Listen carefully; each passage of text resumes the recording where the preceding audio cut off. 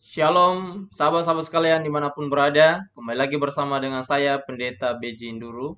Saat ini kita akan kembali untuk mempelajari firman Tuhan, yaitu khotbah ekspositori. Saya sudah persiapkan word, yaitu kata demi kata. Biasanya saya sampaikan dalam bentuk PowerPoint, tapi kali ini dalam bentuk word.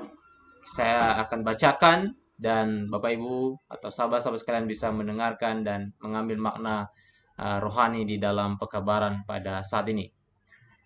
Sahabat-sahabat sekalian jangan lupa untuk mendukung channel ini dengan cara subscribe bagi yang belum subscribe dan memberikan notifikasinya dengan lonceng dan juga membagikan kepada orang lain agar mereka mendapatkan berkat yang sama dan memberikan komentar jika ada uh, yang perlu ditanyakan atau ada masukan-masukan dari sahabat-sahabat sekalian. Baik, langsung saja kita akan membuka khotbah yang telah saya siapkan. Ada beberapa dalam bentuk Word. Ini ada 1 sampai 29 yang sudah diketik, tapi yang sudah dipersiapkan sebenarnya ada 40. Kita masuk kepada khotbah yang ke-28 sebagai contoh dan pekabaran pada malam hari ini. Mari kita lihat. Jadi sahabat-sahabat sekalian, saya akan menyampaikan khotbah. Saya akan membaca apa yang saya tulis di layar ini dan sahabat-sahabat bisa mengikutinya. Saya tidak memberikan pendahuluan di sini karena biasanya saya berikan pendahuluan, tetapi dalam teks ini saya tidak menyediakan pendahuluan. Bagi sahabat-sahabat sekalian yang mau memberikan pendahuluan ketika menyampaikan khutbah ini, silakan saja, tetapi saat ini kita akan langsung kepada isinya, pada intinya, dan nanti kita berikan kesimpulan. Nah, sahabat-sahabat sekalian, dalam khotbah ekspositori kali ini saya berikan judul Yesus dan kampung halamannya. Yesus memiliki kampung halaman di mana dia dibesarkan. Dia sangat mencintai orang-orang yang ada di sana. Yesus pergi untuk mengunjungi tempat itu sambil mengajar dan mengadakan mujizat. Tetapi ternyata respon masyarakat yang ada di kampung halamannya berbeda dengan yang dia pikirkan. Sekarang mari kita lihat apa yang terjadi di keseluruhan perikop ini dalam Markus pasal 6 ayat 1 sampai 6a. Bagian yang pertama dari isi perikop ini yang akan kita kupas adalah apa yang Yesus lakukan di tempat asalnya. Jadi kita akan gali apa yang Yesus lakukan di tempat asalnya. Yang pertama adalah Yesus mengunjungi Nazaret. Markus 6 ayat 1 berkata, kemudian Yesus berangkat dari situ dan tiba di tempat asalnya, sedang murid-muridnya mengikuti dia. Ayat ini menunjukkan bahwa Yesus tidak melupakan di mana dia berasal. Dia rindu kampung halamannya dan ingin menyampaikan kabar baik bagi saudara-saudaranya dan kepada semua orang yang ada di sana. Setelah Yesus besar dan dibaptis oleh Yohanes Pembaptis, dia banyak berkeliling di tempat lain dan melakukan pelayanan dan penyembuhan di sana. Tetapi kali ini Yesus datang untuk mengunjungi kampung halamannya. Murid-muridnya juga menyertainya. Murid-murid selalu ikut kemanapun Yesus pergi dan menyaksikan apa yang dia lakukan. Bagian yang kedua, apa yang Yesus lakukan di tempat asalnya adalah Yesus mengajar di Nazaret. Markus pasal 6 ayat 2a berkata, pada hari Sabat ia mulai mengajar di rumah ibadat. Yesus memiliki misi yaitu memberitahukan kabar baik dan kelepasan kepada umatnya, khususnya bagi umat Israel. Hari Sabat adalah hari yang sudah ditentukan oleh Tuhan sejak awal sebagai hari perhentian dan hari peribadatan kepada Allah Pencipta. Namun saat itu Yesus sedang menjelma sebagai manusia dan tinggal di tengah-tengah manusia. Oleh sebab itu Yesus harus menguduskan Sabat. Sebagai manusia diperintahkan untuk menguduskan Sabat. Ketika Yesus berkunjung ke kampung halamannya dan tiba hari Sabat, maka Yesus dan murid-muridnya pergi ke rumah beribadah ke rumah ibadat terdekat untuk belajar firman Tuhan. Sebagaimana saya katakan dari awal bahwa Yesus memiliki misi, yaitu memberitahukan kabar baik dan mengajar banyak orang dengan berbagai macam cara, melalui perumpamaan, khotbah di atas bukit, atau di rumah ibadat. Dalam cerita ini, Yesus berkesempatan untuk mengajar di rumah ibadah dan kelihatannya sering diberikan kesempatan untuk mengajar. Perikop ini tidak menjelaskan secara jelas apa yang dikhotbahkan oleh Yesus dan apa yang dia lakukan selama berada di rumah ibadah. Bahkan tidak jelaskan apa yang Yesus lakukan selama dia ada di kampung halamannya. Tetapi satu hal yang jelas adalah jemaat yang besar itu takjub ketika mereka mendengarnya. Ketika Yesus datang di suatu tempat, pasti ada hal yang baru yang terjadi bagi penduduk setempat. Yesus bisa saja menyembuhkan orang-orang sakit. Yesus mengusir setan, melakukan banyak mujizat yang tidak pernah terjadi sebelumnya. Dan Yesus juga menyampaikan khotbah berupa penghiburan, pengharapan, dan teguran atau amaran. Hal-hal inilah yang dia lakukan bagi orang-orang yang ada di kampung halamannya. Bagian yang kedua adalah ketika Yesus sudah berkhotbah, menyampaikan mujizat dan lain sebagainya, orang Nazaret menolak Yesus.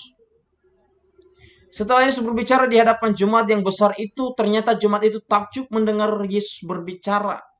Kata takjub adalah bisa menjadi kata yang positif atau yang negatif untuk merespon sesuatu. Dan ternyata jemaat yang besar itu memberikan respons yang negatif dengan berbagai pertanyaan yang berakhir kepada penolakan. Mengapa mereka menolak Yesus? Markus 6 ayat 2b sampai ayat 3. Mereka berkata, dari mana diperolehnya semuanya itu? Hikmat apa pulakah yang diberikan kepadanya? Dan mujizat-mujizat yang demikian bagaimanakah dapat diadakan oleh tangannya? Bukankah ia ini tukang kayu? Anak Maria, saudara Yakobus, Yoses, Yudas, dan Simon. Dan bukankah saudara-saudaranya yang perempuan ada bersama kita? Lalu mereka kecewa dan menolak dia. Ketika mereka atau orang Nazaret menolak Yesus, mereka menolak yang pertama adalah mereka meragukan pengajarannya. Meskipun mereka takjub mendengarkan Yesus berbicara, tetapi hanya sekedar takjub, namun mereka tidak menerima apa yang Yesus ajarkan. Mereka justru meragukan ajaran Yesus. Dan keraguan itu menjadi sebuah penolakan, bukan hanya terhadap ajarannya, tetapi terhadap Yesus sendiri. Mengapa mereka takjub mendengarkan Yesus, namun tidak menerima ajarannya? Jawabannya sederhana, yaitu mereka sudah terbiasa dengan ajaran atau khotbah-khotbah para ahli-ahli Taurat yang hanya enak di telinga tetapi tidak menyelamatkan mereka. Para ahli Taurat mengajar dan dengan pengetahuan mereka sendiri, namun tidak menggugah hati, tidak menunjukkan perbedaan dalam hidup, atau dengan kata lain, tidak menunjukkan apakah hidupku salah atau tidak. Ketika Yesus berbicara dan menyampaikan kabar baik dan teguran kepada pendengarnya, maka jemaat takjub. Kata takjub bisa dimaknai sebagai reaksi yang cepat untuk menimbulkan kekesalan karena pesan yang mereka dengar menusuk sampai hati nurani mereka. Apa maksudnya? Perkataan Yesus membuka kebusukan rohani yang selama ini tertutup dan mereka nyaman di dalamnya. Firman yang diucapkan Yesus memang untuk mengubahkan orang. Firman itu bagaikan pedang bermata dua, menyatakan yang salah dan menegur orang yang berbuat dosa. Kelihatannya dalam perikop ini orang-orang Nazaret tidak siap dengan amaran atau teguran yang disampaikan oleh Yesus. Bagi kita sekarang ini, mungkin banyak khotbah-khotbah yang enak di telinga dan menyenangkan hati kita. Namun apakah khotbah itu juga membuat hati kita bergumul untuk meninggalkan dosa-dosa kita? Jika ada khotbah yang to the point, terus terang, tanpa basa-basi, menegur, mendidik, bahkan melibas diri kita, akankah kita menerimanya untuk mengoreksi diri, atau justru kita marah dan pura-pura tidak memahaminya? Firman itu ada bersama kita setiap hari, setia berbicara dalam hati kita melalui Roh Kudus Tuhan agar kita tidak salah dalam bertindak dan menuntun kita kepada kebenaran Yesus Kristus. Hanya ada dua pilihan, mau menerimanya dengan iman atau justru meragukannya. Yang dilakukan Yesus bagian yang kedua adalah mereka yang dilakukan oleh pendengarnya, bagian yang kedua adalah mereka meragukan mujizatnya. Bagian yang lain yang mereka tolak adalah mujizat yang dilakukan oleh Yesus Kristus. Sebuah tindakan yang sangat aneh. Setiap orang memerlukan mujizat dalam hidup mereka melalui kuasa Tuhan. Ada orang yang memerlukan mujizat kesembuhan, mujizat perdamaian, mujizat pertobatan, dan lain sebagainya. Tetapi kali ini ada banyak orang yang menolak mujizat yang nyata-nyata merubah hidup orang-orang yang menderita saat itu. Yesus hadir bukan untuk menyusahkan hati orang-orang, tetapi memberikan kelepasan kepada mereka yang terikat oleh kuasa kegelapan, memberikan kesembuhan bagi mereka yang sakit, memberikan pengharapan bagi mereka yang putus asa, dan memberikan keselamatan hidup kekal bagi mereka yang hampir binasa. Orang-orang yang ada di Nazaret memiliki pemikiran yang terbalik. Mereka justru menolak Yesus karena melakukan mujizat di sana. Ketika mereka menolak mujizat, meragukan pengajarannya, itu artinya mereka juga menolak Yesus sebagai juru selamat mereka. Yesus ingin melakukan perubahan di kampung halamannya, tetapi orang-orang yang sekampung dengan dia justru menolaknya. Ketika mereka menolak pengajaran dan mujizat Yesus, bukan berarti pengajaran atau mujizat itu terbuang begitu saja. Mujizat dan pengajaran Yesus adalah sebuah berkat bagi orang Nazaret jika mereka menerimanya. Tetapi karena mereka menolaknya, maka berkat firman dan mujizat itu diberikan kepada orang lain yang menerimanya. Hal ini sama dengan perumpamaan Yesus tentang hamba yang diberikan 5 talenta dan talenta itu dikembangkan menjadi 10 talenta. Lalu ada hamba yang diberikan 2 talenta dan talenta itu dikembangkan menjadi 4 talenta. Tetapi hamba yang terakhir yang menerima 1 talenta dan talenta itu dikuburkan sehingga tidak bertambah apa-apa. Apa yang terjadi kepada mereka? Kepada hamba yang diberikan 5 dan 2 talenta itu justru ditambahkan. Tetapi bagi yang tidak memanfaatkan 1 talenta justru diambil daripadanya. Dan diberikan kepada mereka yang mau mengembangkan talenta itu. Dan pada akhirnya hamba yang diberikan 1 talenta itu pun diberikan hukuman. Begitulah kira-kira kehidupan yang orang-orang. Ya, begitulah kira-kira kehidupan orang yang ada di Nazaret saat itu. Bagian yang ketiga yang mereka lakukan terhadap Yesus adalah mereka mengecam latar belakang keluarganya, keluarga Yesus. Orang-orang Nazaret mencoba untuk mendiskreditkan Yesus melalui latar belakang keluarganya. Mereka menguliti satu persatu siapa Yesus, siapa orang tuanya, dan siapa saudara-saudaranya. Orang Nazaret memiliki pemahaman yang sangat dangkal tentang Yesus. Mereka tidak memahami nubuatan Alkitab tentang dirinya dan misi pelayanannya selama ada di dunia ini. Seandainya mereka membuka mata hati untuk memahami siapa Yesus sebenarnya, mereka tidak mendengar dan melihatnya sebagai manusia biasa yang dari keturunan orang miskin atau hidup sederhana di Nazaret. Harusnya mereka melihatnya bukan dari ibu, bapak, atau saudara-saudaranya, tetapi melihatnya dari peringatan nubuatan para nabi yang ada di kitab Perjanjian Lama.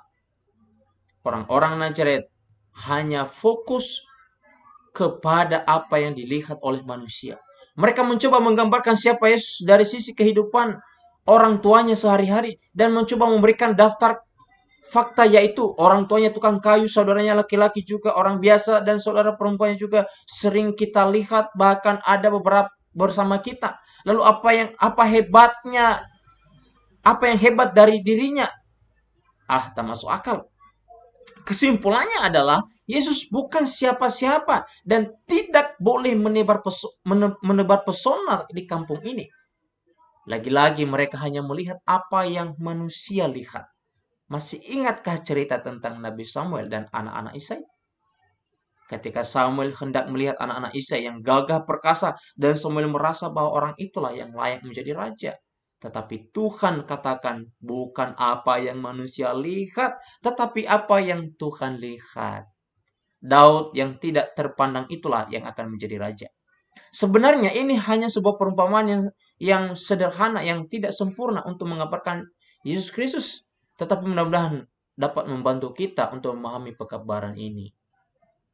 Memahami isi pekabaran firman Tuhan adalah sangat penting, tetapi tidak salah langkah, supaya tidak salah langkah dalam bertindak. Jika kita di zaman modern ini sungguh-sungguh untuk mempelajari firman Tuhan yang berisi janji-janji yang pasti, maka kita tidak akan salah melangkah dalam iman kita. Pelajari firman-Nya, imani firman-Nya, dan perhatikan kegenapannya. Jika kita tidak mempelajari dan mengimani firman Tuhan, maka di saat yang sama kita pasti kecewa dan menolak Tuhan sebagaimana orang Nazaret menolak Yesus di kampung halamannya sendiri. Hal yang ketiga yang perlu kita pahami dalam perikop ini adalah apa tanggapan Yesus terhadap penolakan. Yang pertama yang dia lakukan adalah dia berkata bahwa susah menginjil di kampung halaman sendiri. Sering kita membaca Markus 6 ayat 4 berkata, maka Yesus berkata kepada mereka, seorang nabi dihormati di mana-mana kecuali di tempat asalnya sendiri, di antara kaum keluarganya dan di rumahnya. Pernyataan ini adalah sebuah tanggapan terhadap apa yang sudah dilakukan oleh orang-orang Nazaret terhadap dirinya. Banyak orang mengartikan ayat ini bahwa susah menginjil di kampung halaman sendiri. Dan pernyataan ini memang benar. Tetapi bukan sebuah alasan untuk tidak menginjil di kampung halaman sendiri. Masih ingatkah apa yang Yesus katakan sesaat sebelum dia naik ke surga? Yesus mengatakan bahwa penginjilan harus dimulai dari Yerusalem, Yudea, Samaria, dan seluruh dunia. Meskipun Yesus ditolak di kampung halamannya dan dia memberikan pernyataan bahwa seorang nabi dihormati di mana-mana kecuali di kampung atau di rumahnya sendiri. Namun pernyataan ini adalah sebuah penegasan bahwa ada tantangan tersendiri ketika kita menginjil di tempat di mana orang-orang yang kita injili mengetahui latar belakang kita secara manusia. Bagian yang lain mungkin Yesus menyampaikan bahwa setiap orang diberikan kebebasan untuk menerima ataupun menolak pembawa Injil dan Injil itu sendiri.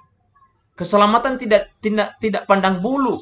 Siapapun yang menerima Injil maka mereka akan selamat. Tetapi siapa yang menolak, meskipun mereka adalah saudara kandung, orang tua, atau saudara sekampung, maka mereka tidak beroleh keselamatan melainkan kebinasaan.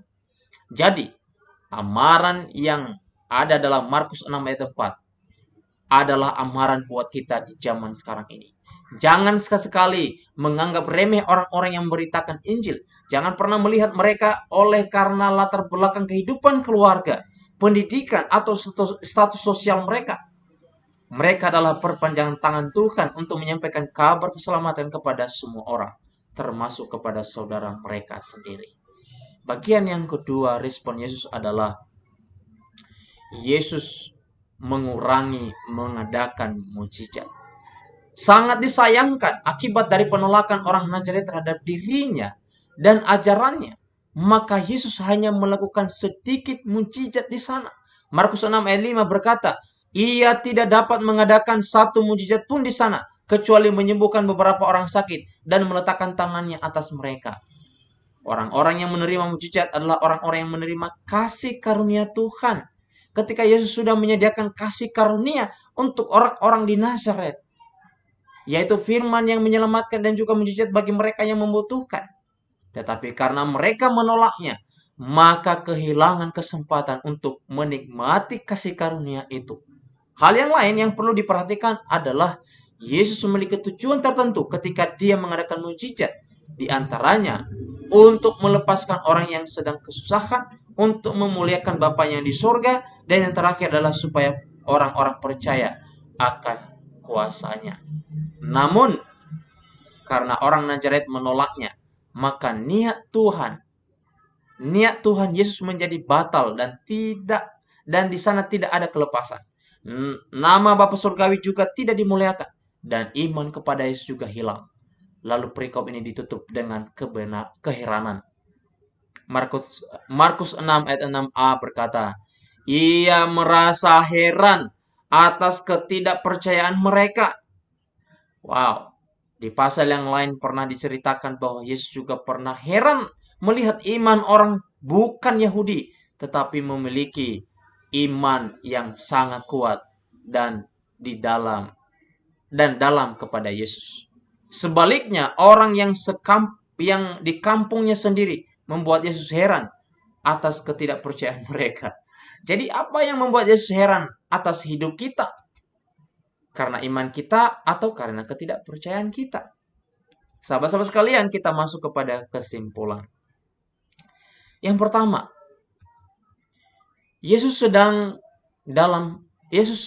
datang di hidup kita masing-masing dan ingin melakukan banyak hal untuk memperbaharui hidup kita dan untuk memberikan kebahagiaan. Maukah engkau membuka hatimu dan mengizinkan Tuhan bekerja? Yang kedua, Yesus adalah saudara kita, sahabat kita, dan keluarga kita. Itulah sebabnya dia datang untuk memberikan kasih karunia-Nya demi keselamatan kita. Dia datang dengan cara yang sederhana dan jauh dari kemewahan. Tetapi pemberiannya jauh lebih mewah dan mahal dari harta apapun yang ada di dunia ini. Oleh sebab itu, janganlah engkau menolaknya. Bagian yang ketiga, Yesus juga datang kepada kita masing-masing melalui para hamba-hambanya. Memberitakan Injil keselamatan, mendoakan saudara, bahkan menegur saudara. Jika engkau menolak mereka, itu artinya engkau telah menolak Tuhan. Jika engkau menerima mereka, itu artinya engkau telah menerima Tuhan. Dan bagian yang dua terakhir adalah Yesus akan merespon setiap penerimaan atau penolakan kita terhadap kebenarannya jika kita menganggap dia saudara dan sahabat kita, tetapi tidak mendengar dan melakukan firman-Nya, maka kita sama dengan orang yang tidak mengenal dia. Maka kasih karunia itu akan jauh daripada kita. Dan yang terakhir adalah, sahabat-sahabat sekalian, buatlah Yesus heran oleh karena iman kepercayaan kepadanya, bukan heran karena ketidakpercayaan kepadanya. Karena Tuhan menolong kita. Jangan kita menolak Tuhan. Mari kita pahami firman-Nya, sehingga kita mendapatkan berkat yang berlipat ganda daripada Tuhan Yesus. Bisa itu berkat secara jasmani, dan bisa berkat keselamatan hidup yang kekal. Terima kasih kiranya Tuhan memberkati kita semuanya melalui khotbah kali ini. Dalam bentuk word yang saya baca, kiranya itu menolong kita memahami akan firman Tuhan. Terima kasih. Tuhan Yesus memberkati. Shalom. Amin.